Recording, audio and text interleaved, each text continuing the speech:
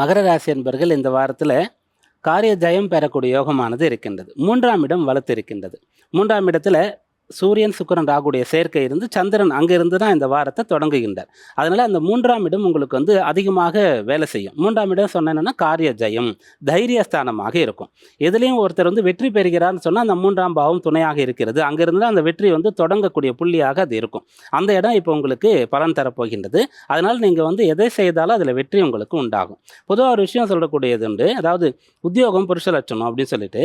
ஆனால் அதை விட கட்டாயம் புருஷன்னு சொன்னால் ஆண் பெண் அந்த விஷயங்கள் மட்டும் கிடையாது. பொதுவாக எல்லாரையுமே எடுத்துக்கலாம். அந்த புருஷனுக்கு லட்சணமாக இருக்க வேண்டியது தைரியம். தைரியம் புருஷ லட்சணம்னு சொல்லலாம். தைரியம் இருந்தால் தான் வாழ்க்கை முழுக்க அனைத்து விஷயங்களுமே நமக்கு கிடைக்கும்.